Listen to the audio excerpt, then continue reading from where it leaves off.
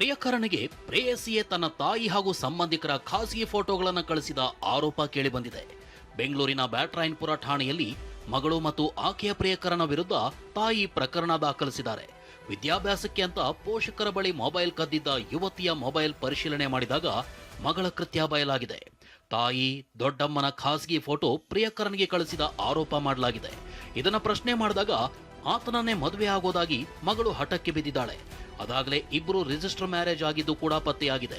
ಯುವತಿ ಮೊಬೈಲ್ ಪರಿಶೀಲಿಸಿದಾಗ ಖಾಸಗಿ ಫೋಟೋ ರಹಸ್ಯ ಗೊತ್ತಾಗಿದ್ದು ಮಗಳು ಮತ್ತು ಪ್ರಿಯಕರನ ವಿರುದ್ಧ ತಾಯಿ ಪ್ರಕರಣ ದಾಖಲಿಸಿದ್ದಾರೆ.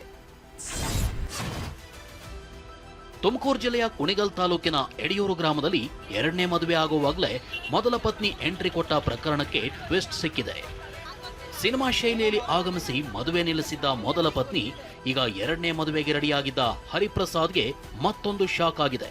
ಮೊದಲ ಮದುವೆ ಬಗ್ಗೆ ಮುಚ್ಚಿಟ್ಟು ಎರಡನೇ ಮದುವೆಗೆ ಸಜ್ಜಾಗಿದ್ದಾನೆ ಅಂತ ಮಂಡ್ಯ ಮೂಲದ ಯುವತಿಯಿಂದಲೂ ದೂರು ದಾಖಲಾಗಿದೆ. ಜೊತೆಗೆ ಮದುವೆಗೆ ಅಂತ ಲಕ್ಷಾಂತರ ಹಣ, ಚಿನ್ನಾಭರಣ ಪಡೆದಿದ್ದು ಯುವತಿಯ ಕೆಲ ಫೋಟೋಗಳನ್ನು ಇಟ್ಕೊಂಡಿದ್ದಾರೆ ಅಂತ ದೂರಿನಲ್ಲಿ ಉಲ್ಲೇಖಿಸಲಾಗಿದೆ. ಪಡೆದ ಹಣ ಹಾಗೂ ಚಿನ್ನಾಭರಣ ವಾಪಸ್ ಕೊಡಿಸುವಂತೆ ಕೋರಲಾಗಿದೆ. ಬೆಳಗಾವಿಯಲ್ಲಿ ಮಹಿಳಾ ಅಧಿಕಾರಿ ಮನೆಯ ಬಲ್ಬ್ ಹೋಲ್ಡರ್ ಒಳಗೆ ಸೀಕ್ರೆಟ್ ಕ್ಯಾಮೆರಾ ಇಟ್ಟ ಪ್ರಕರಣಕ್ಕೆ ಸ್ಫೋಟಕ ಟ್ವಿಸ್ಟ್ ಸಿಕ್ಕಿದೆ. ಸರ್ಕಾರಿ ಅಧಿಕಾರಿಯಿಂದಲೇ ಸೀಕ್ರೆಟ್ ಕ್ಯಾಮೆರಾ ಇಡುವ ಸ್ಕೆಚ್ ಹಾಕಲಾಗಿದೆ. ವೃತ್ತಿ ವೈಷಮ್ಯದ ಹಿನ್ನೆಲೆ ಮಹಿಳಾ ಅಧಿಕಾರಿ ತೇಜೋ ವಧೆಗೆ ಈ ಕೃತ್ಯವನ್ನ ಎಸಗಲಾಗಿದೆ. ಮಾಳಮಾರುತಿ ಠಾಣೆ ಪೊಲೀಸರಿಂದ ಸದ್ಯ ಸರ್ಕಾರಿ ಅಧಿಕಾರಿ ವಿನೋದ್ ಬಂಧನವಾಗಿದೆ. ವಿನೋದ್ನ ಮಹಿಳಾ ಅಧಿಕಾರಿ ವರ್ಗಾವಣೆ ಮಾಡಿಸಿದ್ರು.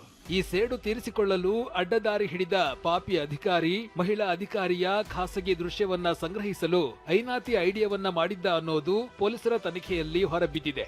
ಆರೋಪಿಯನ್ನ ನ್ಯಾಯಾಧೀಶರ ಮುಂದೆ ಹಾಜರುಪಡಿಸಿದ ಪೊಲೀಸರು ಜೈಲಿಗಟ್ಟಿದ್ದಾರೆ. ಗದಗ ಜಿಲ್ಲೆಯ ಲಕ್ಕೊಂಡಿಯಲ್ಲಿ ನಿಧಿ ಪತ್ತೆ ಬಳಿಕ ಇದೀಗ ಮತ್ತೊಂದು ಕುತೂಹಲಕಾರಿ ವಿಷಯ ಬೆಳಕಿಗೆ ಬಂದಿದೆ. ನಾಗಾವಿ ಗುಹೆಯಲ್ಲಿ ಅಪಾರ ಪ್ರಮಾಣದ ನಿಧಿ ಇರುವ ಬಗ್ಗೆ ಗ್ರಾಮದ ಹಿರಿಯರು ಅನುಮಾನ ವ್ಯಕ್ತಪಡಿಸಿದ್ದಾರೆ. ಐತಿಹಾಸಿಕ ಲಕ್ಕೊಂಡಿಗೂ ನಾಗಾವಿ ಗ್ರಾಮದಲ್ಲಿರುವ ನಿಗೂಢ ಗುಹೆಗೂ ಸಂಪರ್ಕವಿದೆ ಅಂತ ಗ್ರಾಮಸ್ಥರು ಹೇಳ್ತಿದ್ದಾರೆ. ಐತ್ರಿ, ಇಲ್ಲೇ ಒಂದು 7 ವರ್ಷದ ಒಂದು ನುಲ್ಕಿ ಬಿಟ್ರ ಅಲ್ಲೇ ಲಕ್ಕುಂಡಿ ಮುಷ್ಕಿನ ಬಾಯಿ ಐತಿ, ಅದ್ರಾಗ ಹೇಳುದಂತ್ರಿ.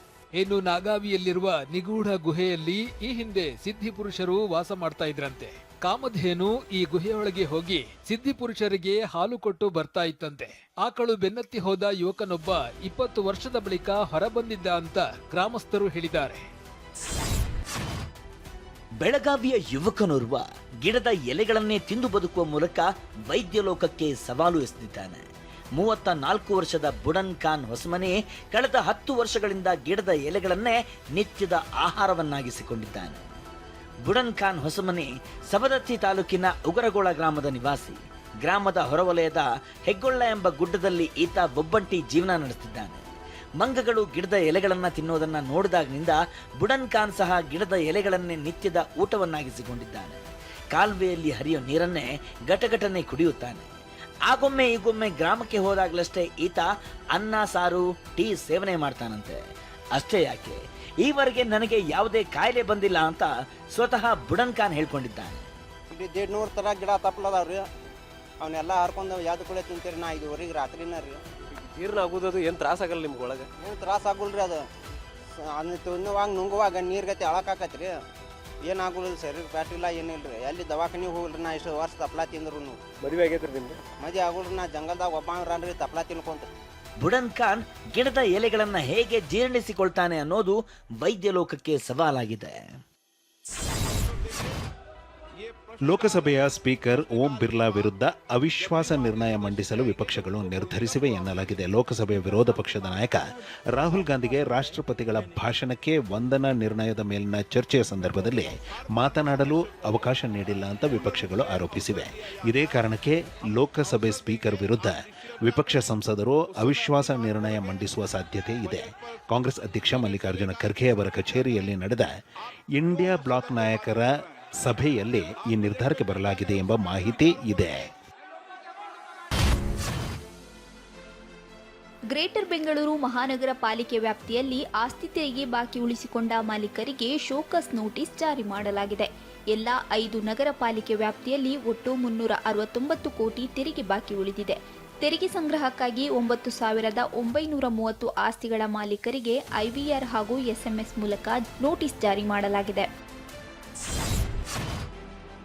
ಬೆಂಗಳೂರಿನ ಹಲವು ಕಡೆ ಇಂಪ್ರೂವ್ಮೆಂಟ್ ಕಾಣ್ತಿದೆ ಅಂತ ಡಿಸಿಎಂ ಡಿಕೆ ಶಿವಕುಮಾರ್ ಹೇಳಿದ್ದಾರೆ. ಬೆಂಗಳೂರಿನಲ್ಲಿ 1,600 ಕಿಲೋಮೀಟರ್ ರಸ್ತೆ ಅಪ್ಗ್ರೇಡ್ ಮಾಡಿದ್ದೇವೆ. 7,500 ಕೋಟಿ ರೂಪಾಯಿ ವೆಚ್ಚದಲ್ಲಿ ವೈಟ್ ಟ್ಯಾಪಿಂಗ್ ನಡೆದಿದೆ. 690 ಕೋಟಿ ವೆಚ್ಚದಲ್ಲಿ ಬ್ಲ್ಯಾಕ್ ಟಾಪಿಂಗ್ ನಡೆಯಲಿದೆ. 110 ಹಳ್ಳಿಗಳಿಗೆ ನೀರು ಕೊಟ್ಟಿದ್ದೇವೆ ಎಂದಿದ್ದಾರೆ. ಕುಡಿದ ಅಮಲಿನಲ್ಲಿ ಕಳ್ಳತನಕ್ಕೆ ಮನೆಗೆ ನುಗ್ಗಿದ ಕಳ್ಳ ಅಲ್ಲೇ ನಿದ್ದೆಗೆ ಜಾರಿದ್ದಾನೆ. ಚಿಕ್ಕಬಳ್ಳಾಪುರ ಜಿಲ್ಲೆ ಗೌರಿಬಿದನೂರಿನ ಹಳೆ ಆರ್ಟಿಒ ಕಚೇರಿ ಬಳಿ ಈ ಘಟನೆ ನಡೆದಿದೆ. ಪ್ರೇಮನಾಥ ಎಂಬುವರ ಮನೆಯಲ್ಲಿ ಕಳ್ಳತನಕ್ಕೆ ಬಂದಿದ್ದ ದೇವರಾಜ್ ಅಲ್ಲೇ ನಿದ್ದೆ ಮಾಡಿದ್ದಾನೆ. ಮನೆ ಮಾಲೀಕ ಮನೆಗಳ್ಳ ದೇವರಾಜ್ನನ್ನ ಪೊಲೀಸರಿಗೆ ಒಪ್ಪಿಸಿದ್ದಾರೆ. ಬೆಂಗಳೂರು ನಗರದ ಕೋರಮಂಗಲದ ಫೋರಂ ಮಾಲ್ನಲ್ಲಿ ತಮಿಳು ಗಾಯಕ ಶ್ಯಾಮ್ ವಿಶಾಲ್ ನೇತೃತ್ವದಲ್ಲಿ ಲೈವ್ ಸಂಗೀತ ಕಾರ್ಯಕ್ರಮ ಆಯೋಜಿಸಲಾಗಿತ್ತು. ಈ ವೇಳೆ ಕನ್ನಡ ಹೊರತುಪಡಿಸಿ ಅನ್ಯ ಭಾಷೆಗೆ ಹೆಚ್ಚು ಮಹತ್ವ ನೀಡಲಾಗಿತ್ತು. ಈ ವೇಳೆ ದಾಳಿ ಮಾಡಿದ ಕರವೇ ಪ್ರವೀಣ್ ಶೆಟ್ಟಿ ಕನ್ನಡ ನಾಡು ಬೇರೆ ಭಾಷೆ ಹಾಡು ಹಾಕುವಂತಿಲ್ಲ ಅಂತ ಎಚ್ಚರಿಕೆ ನೀಡಿದ್ರು. ನಂತರ ಡಾಕ್ಟರ್ ರಾಜ್ಕುಮಾರ್ ಹಾಡು ಹಾಕಲಾಗಿತ್ತು. ತಿರುಪತಿ ತಿಮ್ಮಪ್ಪನ ಲಡ್ಡು ತಯಾರಿಸಲು ಕಲಬೆರಕೆ ತುಪ್ಪ ಬಳಕೆ ಪ್ರಕರಣ ಸಂಬಂಧ ಸಿಬಿಐ ಸಲ್ಲಿಸಿದ ವರದಿಯಲ್ಲಿ ಸ್ಫೋಟಕ ಮಾಹಿತಿ ಬಹಿರಂಗವಾಗಿದೆ. 2019 ರಿಂದ 2024 ಅವಧಿಯಲ್ಲಿ ಕಲಬೆರಕೆ ತುಪ್ಪ ಬಳಕೆ ಮಾಡಲಾಗಿದೆ.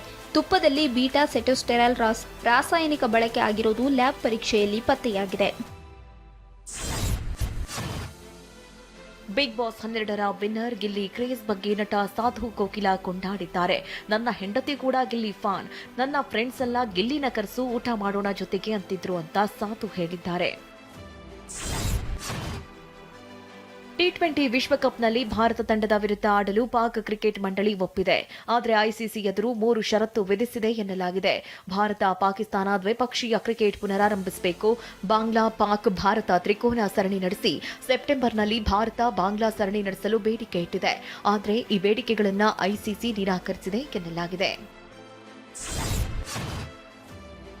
ಭಾರತದ ವಿರುದ್ಧ ಪಾಕಿಸ್ತಾನ ಕ್ರಿಕೆಟ್ ತಂಡ ಟಿ20 ವಿಶ್ವಕಪ್ನಲ್ಲಿ ಆಡಲಿ ಅಂತ ಬಾಂಗ್ಲಾ ಕ್ರಿಕೆಟ್ ಮಂಡಳಿ ಮನವಿ ಮಾಡಿದೆ. ಭಾರತ ಮತ್ತು ಶ್ರೀಲಂಕಾದಲ್ಲಿ ನಡೆಯುತ್ತಿರುವ ಟಿ20 ವಿಶ್ವಕಪ್ನಲ್ಲಿ ಭಾರತದ ವಿರುದ್ಧ ಪಾಕಿಸ್ತಾನ ಆಡುವ ಮೂಲಕ ಕ್ರಿಕೆಟ್ನ ಹಿತದೃಷ್ಟಿ ಪ್ರದರ್ಶಿಸಲಿ ಅಂತ ಬಾಂಗ್ಲಾ ಕ್ರಿಕೆಟ್ ಬೋರ್ಡ್ ಅಧ್ಯಕ್ಷ ಮೊಹಮ್ಮದ್ ಅಮೀನುಲ್ ಇಸ್ಲಾಂ ಪತ್ರಿಕಾ ಹೇಳಿಕೆ ಬಿಡುಗಡೆ ಮಾಡಿದ್ದಾರೆ.